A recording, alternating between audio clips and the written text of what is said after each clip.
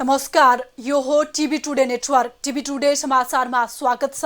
म शान्ति गिरी। सुरु गरौँ अहिलेसम्मका मुख्य समाचारबाट। कोभिड संक्रमितले नै उपचार खर्च बेहोर्नुपर्ने सरकारको निर्णय विवादित। सत्तारूढ दलभित्रबाटै विरोध। सरकार भन्छ जनताको माग अनुसार नै निर्णय गरियो। कोरोना संक्रमणबाट थप 8 जनाको मृत्यु। 24 घण्टामा 3000 बढी संक्रमित थपिए। सक्रिय संक्रमितको संख्या 41,000 बढी। दशैंको समयमा पनि देशभरका शक्तिपीठहरू सुनसान। कोरोनाको जोखिमका कारण भक्तजनका लागि बन्द। केही दर्शनार्थी बाहिरबाटै पूजा गरेर फर्किँदै। खसी बोकाको मूल्यमा व्यापारीहरूको मनोमानी। सरकारले तोकेको भन्दा बढी मूल्यमा बिक्री वितरण हुँदै। उपभोक्ता महँगो मूल्य तिर्न बाध्य। र अमेरिका सहित 4 मुलुक सैन्य सम्बन्ध बलियो बनाउँदै। भारत, अमेरिका र जापानसँग अस्ट्रेलिया पनि जोडियो। संयुक्त सामुद्रिक सैन्य अभ्यासमा जुट्दै। अब समाचार विस्तारमा। स्वास्थ्य तथा जनसङ्ख्या मन्त्री भानुभक्त ढकालले जनताको चाहना र माग अनुसार नै कोरोना संक्रमितको उपचार शुल्क लिने निर्णय भएको दावी गर्नुभएको छ। स्वास्थ्य मन्त्रालयले गरेको प्रेस ब्रिफिङमा मन्त्री ढकालले भिडियो सन्देश जारी गर्दै यस्तो बताउनु भएको हो। उहाँले भन्नुभयो, गुणस्तरीय स्वास्थ्य सेवामा नागरिकको पहुँचलाई सहज बनाउन जनताको चाहना र माग अनुसार निजी क्षेत्रको समझदारी र साझेदारीको शुल्क तिर्न सक्ने व्यक्तिहरूका लागि सशुल्क सेवा उपलब्ध गराउन आवश्यक ठानी यी कदम चालिएका हुन्। सरकारले हालै मात्र आर्थिक रूपमा विपन्न, अशक्त, असहाय, एकल महिला, अति अपाङ्गता भएका नागरिक, ज्येष्ठ नागरिक र अग्रपङ्क्तिमा खटिनेहरूमा लक्षण देखिए मात्रै परीक्षण र उपचार गर्ने र यदि कोरोना बिमा गरेको भए त्यसबाट कट्टा गर्ने निर्णय गरेको थियो। यसको चौतर्फी आलोचना भएपछि स्वास्थ्य मन्त्री ढकालले सरकारको यो निर्णयले आफ्नै खर्चबाट परीक्षण गर्ने अवसर दिएको बताउनु भएको हो।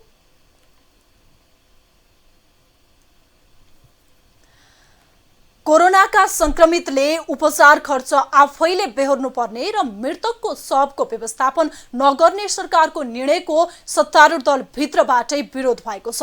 सत्तारूढ दल नेपाल कम्युनिस्ट पार्टी नेकपाका वरिष्ठ नेता माधव कुमार नेपालले कोरोना संक्रमितको निशुल्क उपचार नगर्ने सरकारको निर्णय फिर्ता लिन माग गर्नुभएको छ। उहाँले मंगलबार विज्ञप्ति जारी गर्दै संकटका बेला राज्य सबै नागरिकको अभिभावकका रूपमा साथमा रहनुपर्ने बेलामा यस्तो निर्णय अनुचित रहेको बताउनु भएको हो।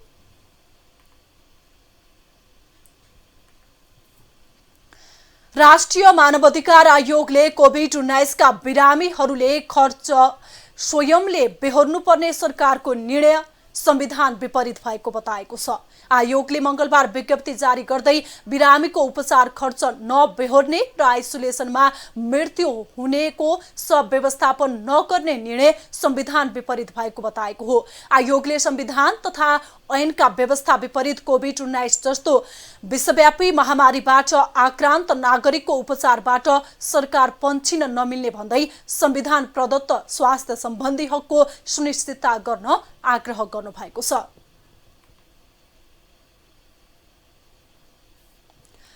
पछिल्लो 24 घण्टामा थप 3093 जना व्यक्तिमा कोभिड-19 संक्रमण पुष्टि भएको स्वास्थ्य तथा जनसङ्ख्या मन्त्रालयले जनाएको छ। जसमध्ये काठमाडौँमा 1431, भक्तपुरमा 148 र ललितपुरमा 123 जनामा संक्रमण देखिएको छ। यो सँगै नेपालमा अहिलेसम्म कुल संक्रमितको संख्या 1,39,129 पुगेको छ। मंगलबार कुल सक्रिय संक्रमितको संख्या 41,755 पुगेको छ। पछिल्लो 24 घण्टामा संक्रमणबाट निको भएर घर फर्किनेको संख्या 2108 रहेको छ। अहिलेसम्म कुल 96,609 जना संक्रमित निको भएर घर फर्किएका छन्। हालसम्म संक्रमण मुक्त हुने दर 69.4% रहेको मन्त्रालयले जनाएको छ। यस्तै पछिल्लो 24 घण्टामा कोभिड-19 संक्रमणका कारण थप 8 जनाको मृत्यु भएसँगै अहिलेसम्म कोरोनाबाट मृत्यु हुनेको संख्या 765 पुगेको छ।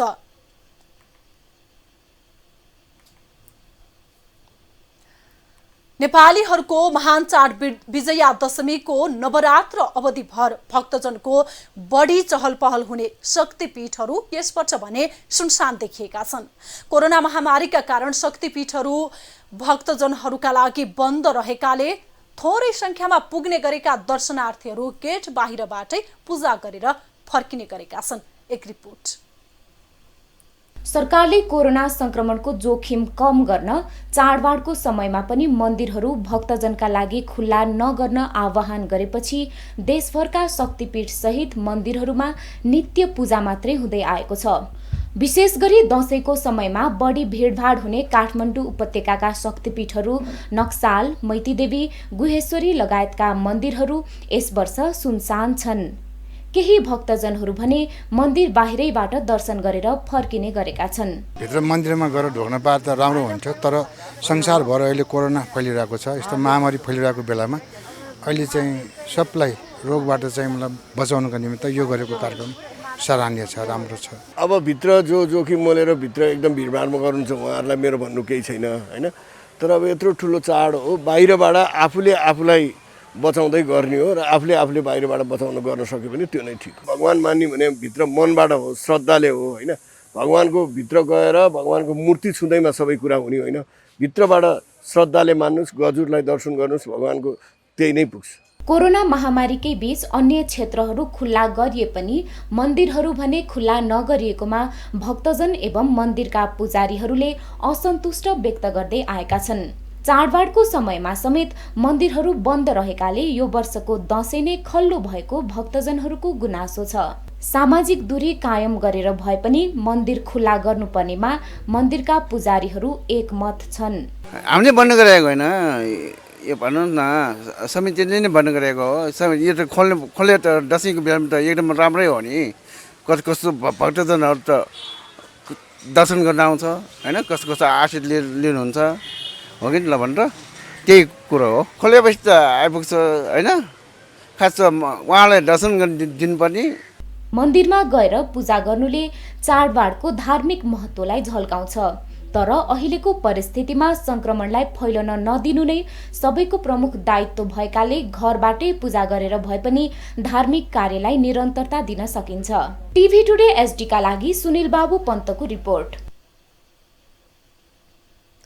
समाचारमा पालो छोटो विश्रामको।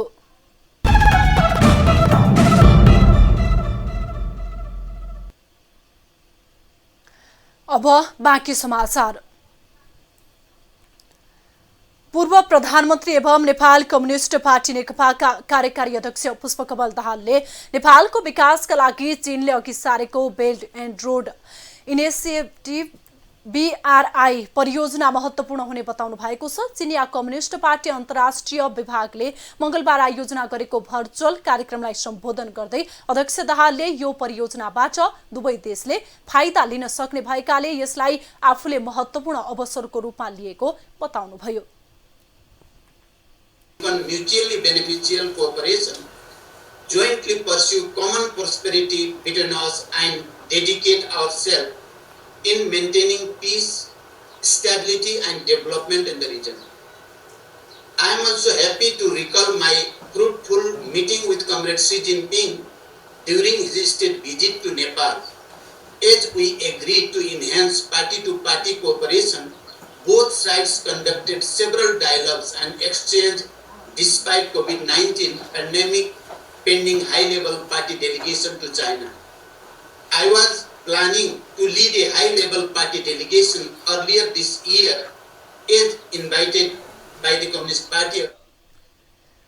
कार्यक्रममा पूर्व प्रधानमन्त्री एवं जनता समाजवादी पार्टीका नेता डाक्टर बाबुराम भट्टराईले BRI-ले नेपाललाई विश्वव्यापी मूल्य श्रृङ्खलामा पहुँच पुर्याउन सघाउ पुग्ने बताउनुभयो।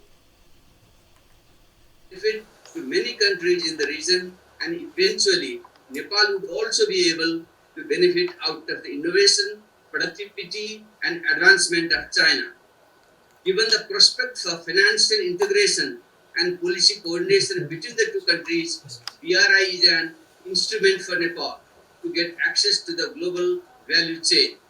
Among the 9 projects under BRI, the Trans-Himalayan Railway project carries much attraction for the Nepalese people because it could be an economic and राष्ट्रिय सभाका अध्यक्ष गणेश प्रसाद तिमिल सिन्हाले नेपालले बेल्ट एन्ड रोड परियोजना अन्तर्गत छनौट गरेका 9वटा योजनालाई छिट्टै अन्तिम रूप दिएर कार्यान्वयनमा लैजानुपर्ने बताउनुभयो। गरेका 9वटा आयोजनालाई अन्तिम दिएर कार्यान्वयनमा जानुपर्ने बेला आएको छ।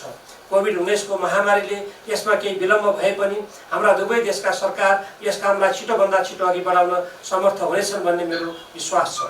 सम्माननीय प्रधानमन्त्री केपी शर्मा ओलीको नेतृत्वमा नेपालले अघि सारेको सुखी नेपाली समृद्ध नेपालको राष्ट्रिय आकांक्षा पूरा गर्नमा बेल्ट एन्ड रोड परियोजनाले अघि सारेका आयोजनाहरूको सफलताले अहम महत्त्व राख्नेछ भन्नेमा दुई मत छैन। नेपाल विकास निर्माणको महाअभियानमा तीव्र गतिमा हिँड्न मात्र होइन दौडन चाहन्छ। हामीले लामो समयदेखि भोग्दै आएको राजनीतिक अस्थिरता कार्यक्रममा चिनिया कम्युनिस्ट पार्टीका अन्तर्राष्ट्रिय विभाग मन्त्री सोङ ताओ, चिनिया कम्युनिस्ट पार्टी तिब्बत कमिटीका सेक्रेटरी यु यिङजी लगायतले सम्बोधन गर्नुभएको थियो।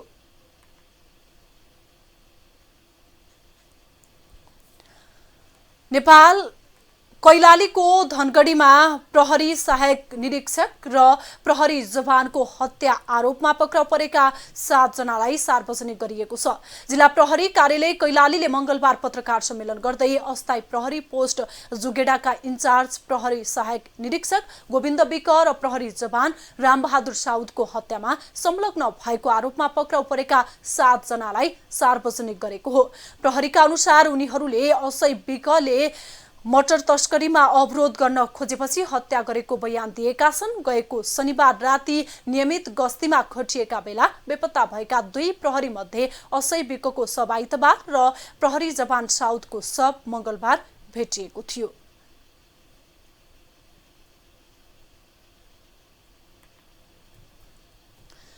चिकित्सा शिक्षा सुधारका अभियन्ता डाक्टर गोविन्द केसी मंगलबार अस्पतालबाट डिस्चार्ज हुनुभएको छ। स्वास्थ्यमा सुधार आएपछि डाक्टर केसीलाई चिकित्सकहरूको सल्लाह अनुसार डिस्चार्ज गरिएको उहाँका सहयोगी प्रीतम सुवेदीले जानकारी दिनुभएको छ। असोज 25 गते सरकारसँग 8 बुँदे सम्झौता भएसँगै डाक्टर केसीले अनसन तोडेपछि उहाँलाई त्रिवी शिक्षण अस्पतालको आइसियुमा भर्ना गरिएको थियो।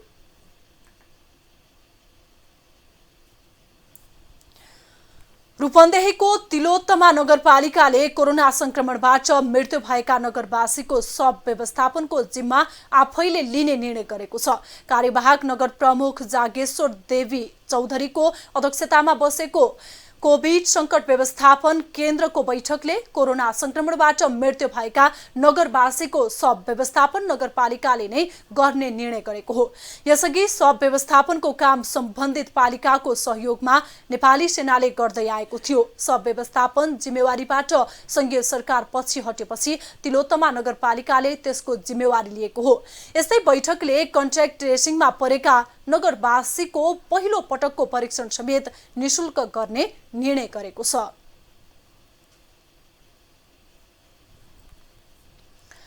दैलेखको गुराँस गाउँपालिका स्थित रानी मत्तामा पछिल्लो समय आन्तरिक पर्यटकहरू बढ्न थालेका छन्। 12 महिना चिसो हावापानी तथा हिउँदमा शीताम्य हिउँले ढाक्ने गुराँस गाउँपालिकाको केन्द्र रानी मत्ता सबैको सदाबहार रोजाइमा पर्ने गर्दछ। एक रिपोर्ट। दैलेखको गुराँस गाउँपालिका स्थित रानीमत्ता क्षेत्रमा कुनै समय रानी पुगेर रमाउँदै मातिएको हुनाले रानीमत्ता नाम रहन गएको भनाइ प्रचलित छ। प्रशस्त जंगल त्यसमा पनि गुराँस पाइने हुनाले गुराँसे क्षेत्र मनमोहक र रमाइलो मानिन्छ। प्राकृतिक सुन्दरताका साथै यस क्षेत्रमा बनाइएको कृत्रिम गुराँसको रुख र फूलको दृश्य हेर्न जो कोही गुराँस रानीमत्ता पुग्ने गर्दछन्। घुम्न रमाइलो ठाउँ छ यो गाउँपालिकाले अहिले कृत्रिम गुराँस गराइरहेछ। पर्यटकहरू पनि आइरहेछन्, स्थानीयको पनि आइरहेछन्, बाहिरबाट पनि आइरहेछन्। व्यापार व्यवसायको लागि हेर्ने हो भने व्यापार व्यवसायको लागि पनि राम्रो छ। मान्छेको आवजावत चाहिँ शनिबारको दिन भिडभाड हुन्छ, तर रोगको कारणले गर्दाखेरि अलि मान्छेहरू आवजावत गर्न सकेको छैनन्, तर पहिला गएर राम्रो नै छ। पछिल्लो समयमा लोप हुने अवस्थामा पुगेको गुराँसको संरक्षण र सम्वर्धनमा टेवा पुगोस् भनेर राष्ट्रिय फूल लाली गुराँसको नामबाट यो क्षेत्रलाई गुराँस गाउँपालिका नामाकरण गरिएको हो। यस क्षेत्रलाई पर्यटकीय क्षेत्रको रूपमा विकास गर्ने रणनीतिमा छ गुराँस गाउँपालिका। पर्यटकीय आकर्षक बढाउनका लागि हामीले गुराँस गाउँपालिकाको तर्फबाट गुराँस गाउँपालिकाको आर्थिक लगानीबाट अब एउटा भ्यू टावर बनाउनुपर्छ र त्यसको छेउमा एउटा गुराँसको फुल पनि राख्नुपर्छ भन्ने प्रकृतिको डिपिआर तयार गरेर हामीले प्रदेश सरकारलाई हामीले अनुरोध गऱ्यौँ। त्यसपछि भ्यू टावरको पनि सुरुवाती भएको छ, गुराँसको फुल पनि छ। त्यसका माध्यमबाट गुराँस गाउँपालिकाको एउटा पर्यटकीय केन्द्रका रूपमा र पर्यटकीय केन्द्रका रूपमा स्थापित हुने चरणमा अगाडि बढेको छ। रानीमत्ता क्षेत्रमा आइपुग्ने पर्यटकहरूका कारण यस क्षेत्रको पर्यटकीय विकासलाई टेवा पुग्नेछ। तर आगन्तुकहरूले गुराँसका रुखमा चढेर त्यसमा क्षति पुर्याउने गरेका कारण यसको संरक्षणमा सम्बन्धित निकायले ध्यान दिन आवश्यक छ। दैलेखबाट दिपेन्द्र कार्की, बस्ताकोटीको रिपोर्ट। समाचारमा फेरि छोटो विश्राम।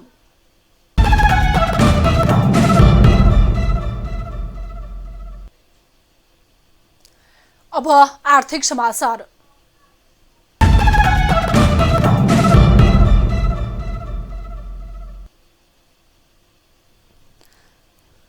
दशैं नजिकिँदै गरेका बेला सरकारले खसी बोकाको भाव निर्धारण गरे पनि अहिले बजारमा तोकिएको भन्दा बढी मूल्यमा किनबेच भइरहेको छ।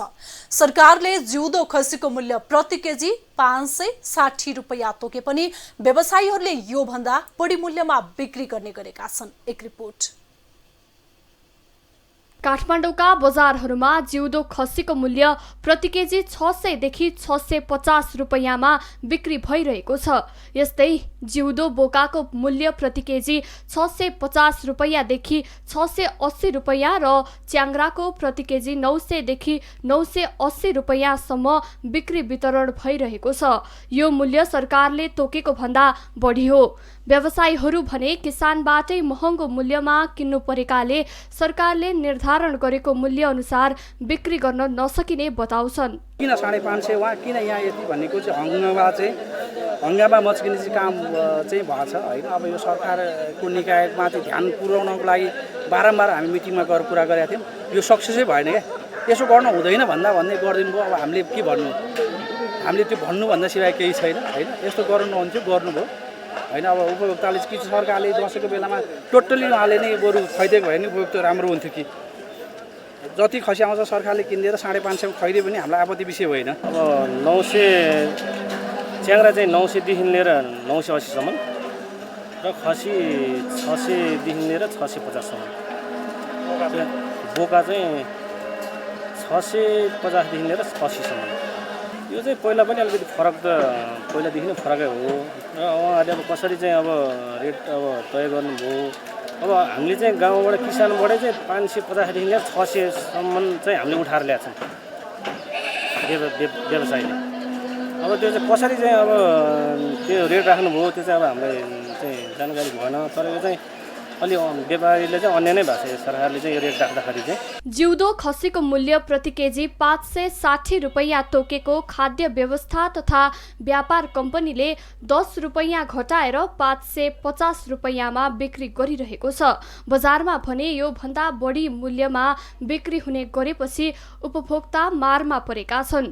काठमाडौँ महानगरपालिकाका वडाध्यक्षहरूले आफ्नो क्षेत्रमा बिक्रीका लागि राखिएका खसी बोकाको स्वास्थ्य अवस्था र मूल्यको अनुगमन गरिरहेका छन्। यहाँ कस्ता खसी बेच्ने कस्तो खसी नबेच्ने हामी त्यही भएर यहाँ 3 दिनसम्म अनुगमन भइराखेको छ र अहिले पनि हामी यहाँ आइराखेका छौँ। मापदण्ड एउटा अपनाएर मूल्य निर्धारण गरेर मापदण्ड अनुसार तपाईले बेच्दिनुहोस् भनेर हामीले घचघचाइराखेको छ र अझै पनि हामी घचघचाउँछौँ। बजारमा हुने मूल्य नियन्त्रण गर्नका लागि भन्दै सरकारले 1000 खसी बोका ल्याई सोमबारदेखि बिक्री सुरु गरेको छ। व्यापारीहरूले भने सरकारले कम मूल्य निर्धारण गरी बजारमा विवाद उत्पन्न गराउन खोजेको आरोप लगाउँदै आफैले मूल्य निर्धारण गरी बिक्री गरिरहेका हुन्, जसको मारमा उपभोक्ताहरू छन्। Bureau report, TV today HD, Kathmandu. धितोपत्र बजारमा शेयर कारोबार मापक नेप्से परिसूचक मंगलबार दोहोरो अङ्कले बढेको छ। नेपाल स्टक एक्सचेन्जका अनुसार नेप्सेमा 13.22 बिन्दुले बढेर 1583.60 मा पुगेको छ। यस्तै सेन्सिटिभ परिसूचक 2.65 बिन्दुले वृद्धि भई 313.55 मा पुगेको छ। कुल 193 कंपनीका 50,24,050 किता शेयर 1,27,18,29,990 रुपैयाँमा खरिद बिक्री भएका छन्। अब विश्व समाचार।